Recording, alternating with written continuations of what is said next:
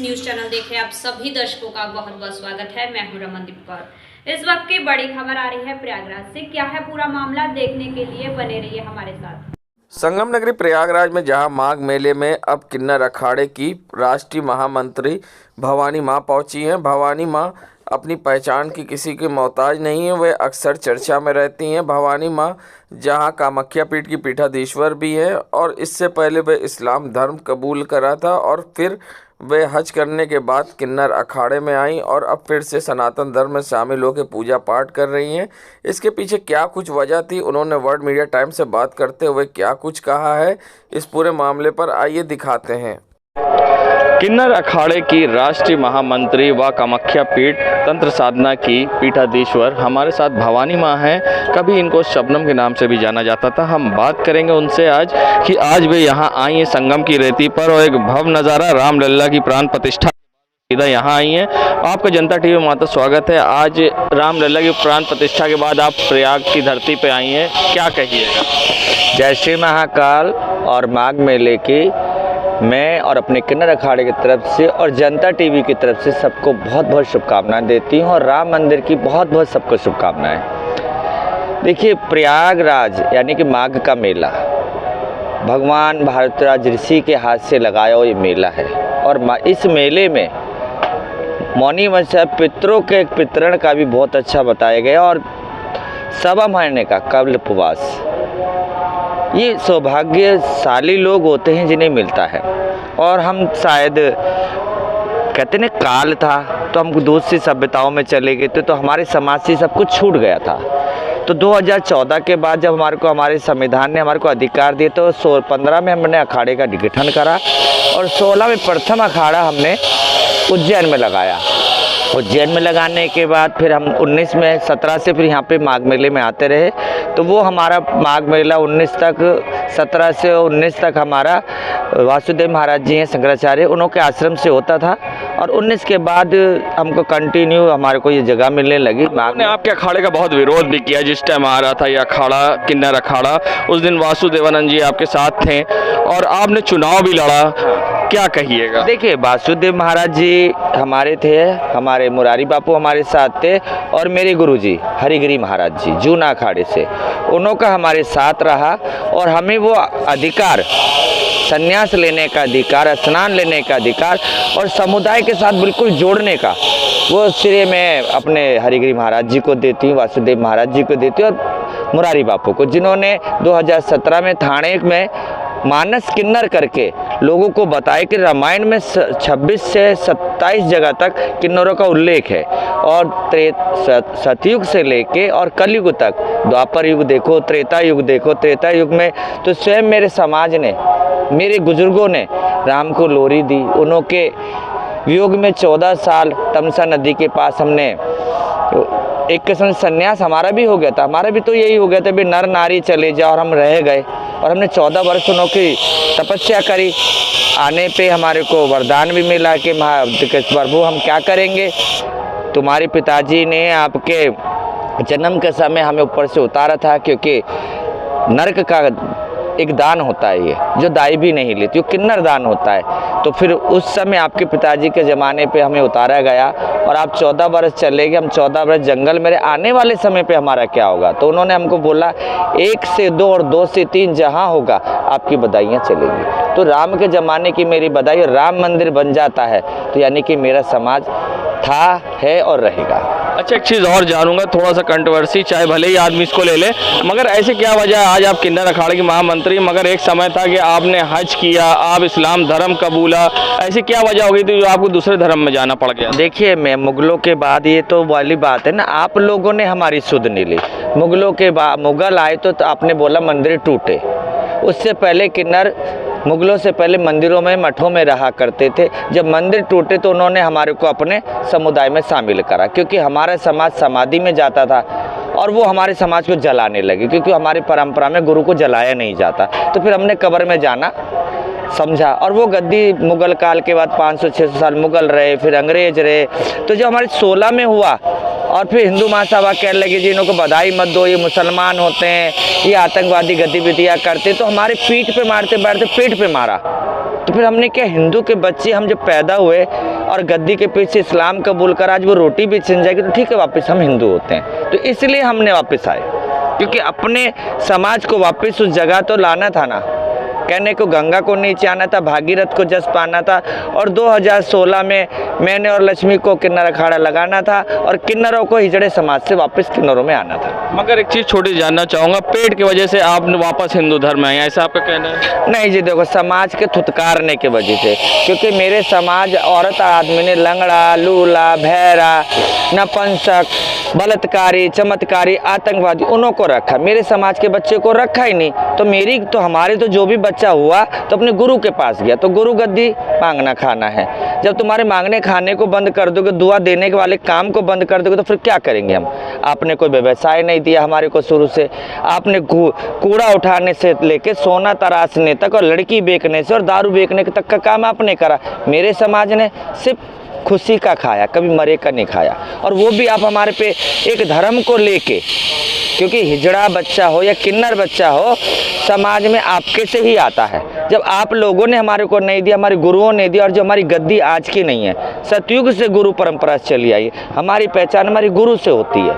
और जब भी हमारा क्या है कि हम अपना वो ही करेंगे जो करते आए हैं, दुआ देना, आशीष देना, क्योंकि हम भी आत्मा है। और आज प्रयाग में बैठे हैं तो ये कोई मांगने के लिए नहीं बैठे, अपनी आत्मा को परमात्मा के सामने कहेंगे जी हम भी सनातनी हैं, हम भी भाव साधना रखते हैं, क्योंकि जितनी भी हमारी देवियों का स्थान था उनमें किन्नरों का स्थान था। कहीं ना कहीं लोगों के तिरस्कार की वजह से आपको वापस सनातन धर्म में आना। हाँ बिल्कुल बिल्कुल, आप लोगों ने हिजड़ा बनाया, आप लोगों ने, आज किन्नर भी आप लोगों ने बनाया। हम तो दुआ देते थे, दुआ देते हैं, भले हम अपने घर में नमाज पढ़ते थे और आज हम पूजा करते, लेकिन लोरी हमने आपके घर पर राधा कृष्ण की ही गाई है।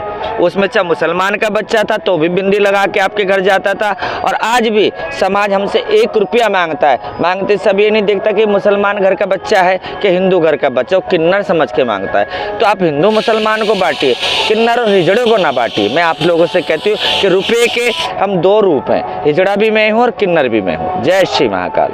हमारे साथ भवानी माँ, जिनका कहना था कि जिस तरह से उन्होंने इस्लाम धर्म कबूल किया हिंदू धर्म के बाद, और फिर वे आज हिंदू धर्म में, सनातन धर्म में, कहीं ना कहीं लोगों के तिरस्कार और धिक्कारने की वजह से उनको वापस इस धर्म में आना पड़ा, और अब वे तंत्र साधना कर रही हैं और साथ ही पूजा पाठ कर रही हैं। संगम की रेती पर आई हैं आप परमात्मा से अपना मिलन करने के। सैयद मोहम्मद आमिर, प्रयागराज।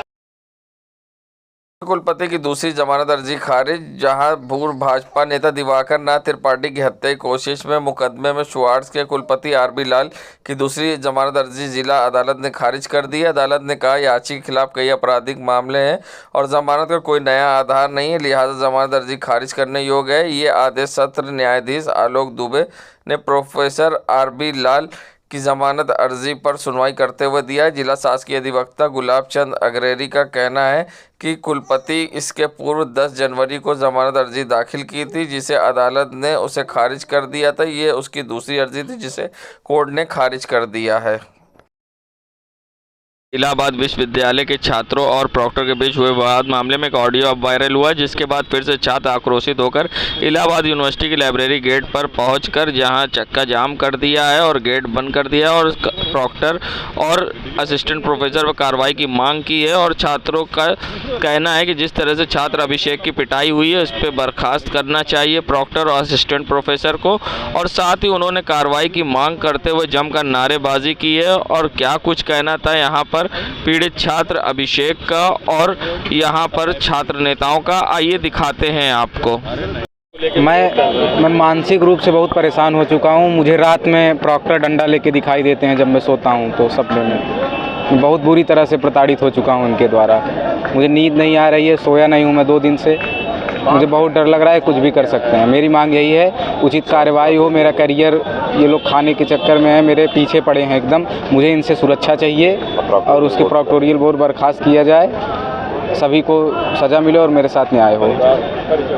मेरा नाम अभिषेक है, मैं परास्नातक द्वितीय वर्ष का छात्र हूँ। 4 दिनों से हमारा ये प्रदर्शन जारी है। हमारे साथी अभिषेक गुप्ता के साथ जिस प्रकार की बर्बरता प्रॉक्टर ऑफिस के अंदर प्रॉक्टर पोर्टफोलियो बोर्ड के सदस्यों के द्वारा की गई है, उसके खिलाफ हमारे संघर्ष है, हमारी लड़ाई है। क्योंकि किसी छात्र को माँ बहन की गालियां देने का अधिकार, जात सूचक गालियां देने का, मारने पीटने का अधिकार किसी को नहीं है। इसलिए हमारी मांग है कि जो मारपीट करने वाले प्रॉक्टर पोर्टफोलियो बोर्ड के सदस्य और चौकी इंचार्ज विनय सिंह, इनको तत्काल प्रभाव से बर्खास्त किया जाए, इनको पदों से हटा दिया। इनके मुकदमा दर्ज के 3 दिन हो गए, अभी तक मुकदमा नहीं दर्ज किया गया। हमारी मांग है क्या दबाव है, क्या किस दबाव में छात्र के साथ न्याय नहीं किया जाए। हमारी मांग है कि छात्र के साथ न्याय हो। अगर न्याय नहीं होता है तो हम छात्र अभी जो शांतिपूर्वक धरना प्रदर्शन करें, आगे बुरा हो सकता है और बुरा अंजाम हो सकता है, क्योंकि छात्र रुकने वाला नहीं है, छात्र मानने वाला नहीं है। जब तक न्याय नहीं मिल जाता तब तक हमारे संघर्ष जारी रहेगा। ये इलाहाबाद केंद्रीय विश्वविद्यालय में एक आम छात्र को जब प्रॉक्टर ऑफिस में प्रॉक्टर के द्वारा बुलाया जाता है और प्रॉक्टोरियल बोर्ड के सभी सदस्य मिलकर एक आम छात्र को पीटते हैं, बर्बरता पूर्वक पीटते हैं, पीटते हुए जाति सूचक गाली देते हैं, कहते हैं इसके जाति का, ये जो अमुक जाति है, अमुक जाति का नाम लेके बोलते हैं, ये अमुक जाति का व्यक्ति क्या करेगा पढ़ के, किसान का लड़का पढ़ के क्या करेगा, कहते हैं घर खुदवा देंगे। ये पूरा प्रशासन, पूरा ये आपको बनाया गया है दरोगा और सिपाही नहीं बनाया गया। आप एक केंद्रीय विश्वविद्यालय का जिसका एक गरिमा रहा है, इतिहास रहा है, उसके आप चीफ प्रॉक्टर रहे हैं और उसके बाद वहाँ पे बैठा के कहा जाता है कि चल गिर अतुल नारायण सिंह के पैरों में। और उसके बाद आप सुने होंगे एक ऑडियो वायरल हुआ है, उस ऑडियो में कहा जाता है चीफ प्रॉक्टर के द्वारा कितनी गंदी गालियाँ से सुशोभित किया जाता है। यही अगर कोई छात्र करता तो छात्र के ऊपर तमाम मुकदमे डाल दिए जाते। मांग यही है कि प्रॉक्टोरियल बोर्ड में जितने भी सदस्य हैं उनके ऊपर उचित कार्रवाई हो और एक जांच कमेटी बैठा के जांच करके सबको बर्खास्त किया जाए। मेरा नाम शिवम सिंह है, मैं अखिल भारतीय विद्यार्थी परिषद का राष्ट्रीय कार्यकारिणी सदस्य हूँ।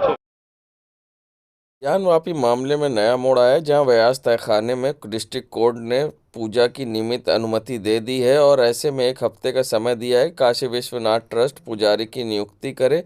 और इस फैसले के आने के बाद जहां हिंदू पक्ष में जहां खुशी का माहौल है, साथ ही कोर्ट के फैसले का भी स्वागत किया है और इसका असर संगम की रेती पर भी देखने को मिला, जहां भक्त भजन कीर्तन करते दिखाई दिए हैं। तो ऐसे में साधु संत और शंकराचार्य ने अपनी प्रतिक्रिया देते हुए क्या कुछ कहा, आइए दिखाते हैं। सत्यमेव जयते, सत्य की सदैव विजय होती है। विश्वेशम समम लिंगम नास्ति ब्रह्मांड गोलके। ये पुराण पर इस विश्व ब्रह्मांड में विश्वेश्वर जैसा कोई शिवलिंग नहीं था। और 1665 के पहले वो आदि विश्वेश्वर 5 स्तंभों वाला शिव मंदिर ही था। पश्चिमी दीवारें आज भी इस बात को प्रमाणित कर रही हैं और SIT की जो अभी जांच हुई है उनके रिपोर्टों में भी बहुत से ऐसे प्रमाण साक्ष्य उपलब्ध हुए हैं।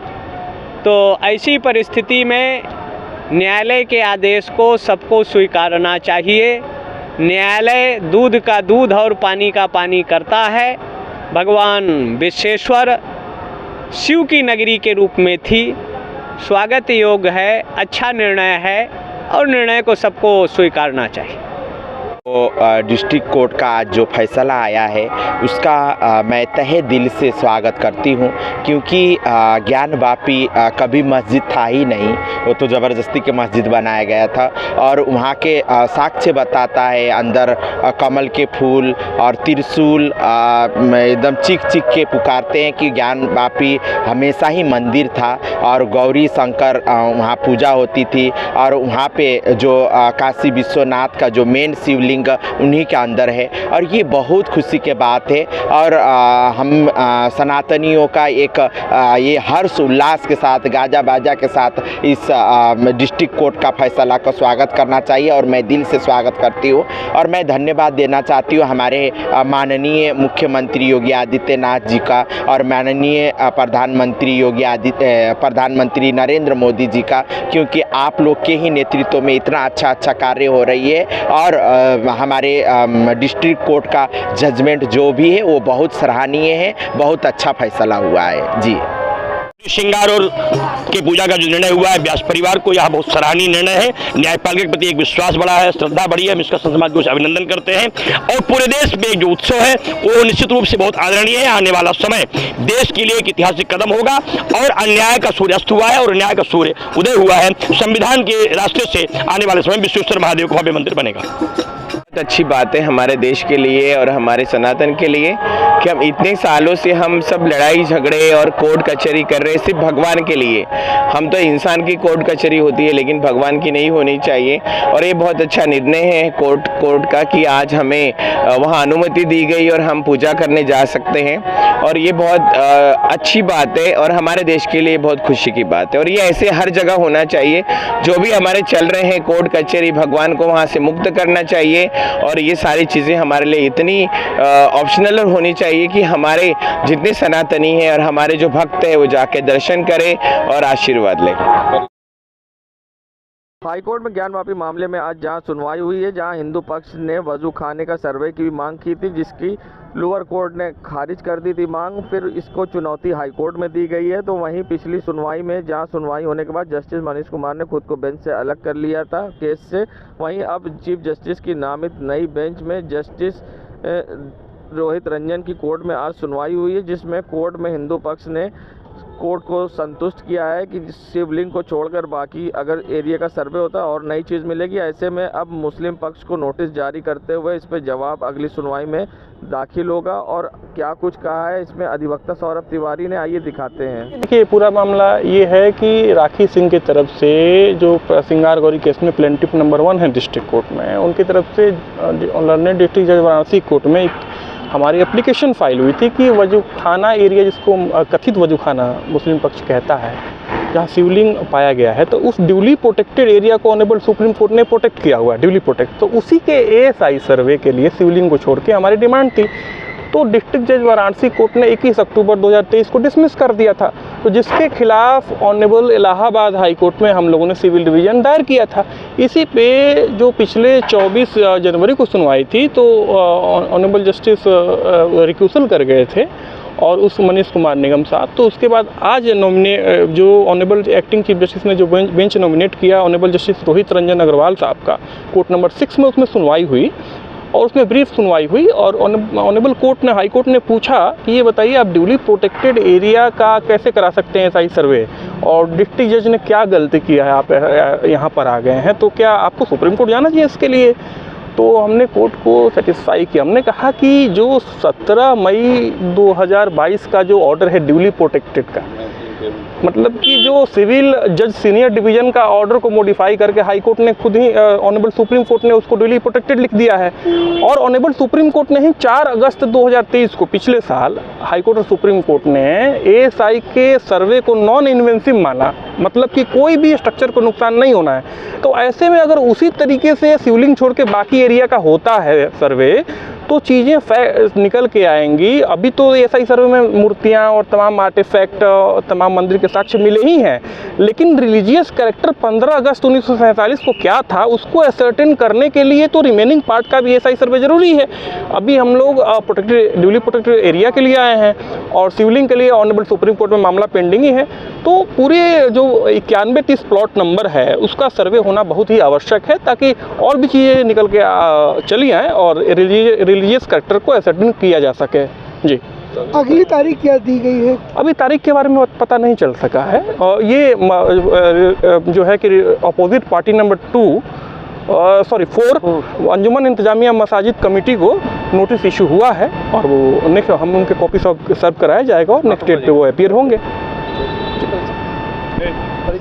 सौरभ तिवारी, राखी सिंह की तरफ से ऑनरेबल हाई कोर्ट में एडवोकेट। यहाँ महाकुंभ 2025 की तैयारी जोरों पर है और ऐसे में राम मंदिर की प्राण प्रतिष्ठा हो चुकी है, तो अयोध्या और चित्रकूट के बीच टूर पैकेज शुरू होगा। उत्तर प्रदेश पर्यटन विभाग राम वन गमन के रूट पर टूर पैकेज महाकुंभ 2025 से पहले शुरू करेगा, इसलिए प्रस्ताव तैयार किया गया है। टूर पैकेज के लिए पर्यटन विभाग ने प्रयागराज मेला प्राधिकरण से 17 सीटर बस की मांग की है। पर्यटन विभाग ने राम से जुड़े तीनों स्थानों के लिए टूर पैकेज शुरू करने का प्रस्ताव अयोध्या में रामलला की प्राण प्रतिष्ठा के पहले प्रयागराज मेला प्राधिकरण को भेज दिया है। पर्यटन विभाग के अधिकारी डीपी सिंह के अनुसार अयोध्या में श्री राम का दर्शन करने के लिए दुनिया भर से लोग आएंगे। अगले साल प्रयागराज में महाकुंभ का आयोजन होगा। महाकुंभ में प्रयाग आने वाले पर्यटन अयोध्या और चित्रकूट भी जाएंगे। तीनों धार्मिक शहरों के बीच टूर पैकेज लगातार पूछ हो रही है। काशी आने वाले पर्यटक भी अयोध्या, प्रयागराज और चित्रकूट आना चाहते हैं। पर्यटकों की क्षमता के अनुसार मेला प्राधिकरण की बस की मांग की गई है। अयोध्या रामलला की प्राण प्रतिष्ठा के बाद श्रद्धालुओं की भीड़ बढ़ी है और रामनगरी में और संगम नगरी में रूट पर अधिक भीड़ वजह से देखा जा रहा है रोडवेज बसों का संचालन बढ़ गया है। दूसरे रूटों पर बसों को अयोध्या रूट पर संचालित करना पड़ा। अब भीड़ की मॉनिटरिंग शुरू हो गई है। श्रद्धालुओं को दिक्कत ना हो, वे हादसे का शिकार ना हो, फिर अफरा तफरी ना हो, इसके लिए रोडवेज बसों का संचालन और यात्रियों की आवाजाही का आकलन शुरू किया है। सर्वे कराया जा रहा है कि तमाम जिलों में प्रतिदिन अयोध्या कितनी बसें पहुंच सकती हैं और उनमें यात्री की संख्या का अंदाज़ा क्या होगा। ऐसे में सभी जिलों के रोडवेज अफसरों से रिपोर्ट मांगी गई है। अगले वे आंकड़ा तैयार कर देंगे कि अब अयोध्या में कितने बार लेक संचालित है, अमूमन कितने लोग अयोध्या के रूट पर सफ़र करते हैं और ये सरकार का बड़ा तोहफा है। संगम नगरी प्रयागराज में इन दोनों चोरों के हौसले बुलंद हैं और लगातार घटना सीसीटीवी में कैद हो रही है। बता दें ताज़ा मामला सदर कचहरी का है, जहां पर एक तहसील से चोरी साइकिल हुई है और जिसकी घटना सीसीटीवी में कैद हो गई है। आप देख सकते हैं इस व्यक्ति को साइकिल चोरी कर जा रहा है और मामला कचहरी की सदर तहसील का है, जहां से ये साइकिल चोरी हुई है और घटना सीसीटीवी में कैद हुई है। किस तरह से चोर चोरी घटना को अंजाम दे रहे हैं, चाहे वो 2 पहिया वाहन हो, यहाँ तक कि साइकिल भी नहीं छोड़ रहे हैं और खुलेआम घटना को अंजाम दे रहे हैं। चोरी लगातार बढ़ती जा रही है और ऐसे में कई सीसीटीवी सामने आए। कुछ दिन पहले शाहनूर अलीगंज से बाइक चोरी हुई थी और इसी तरह से कई इलाकों में चोरियां होती जा रही हैं और घटना सीसीटीवी में कैद हो रही। फिर भी चोरों को हौसले बुलंद है, नहीं दिख रहा इनमें पुलिस का खौफ और खुलेआम भीड़ वाले इलाके में दी चोरी की घटना को अंजाम। देश दुनिया की खबरों के लिए world media times news channel को सब्सक्राइब करें।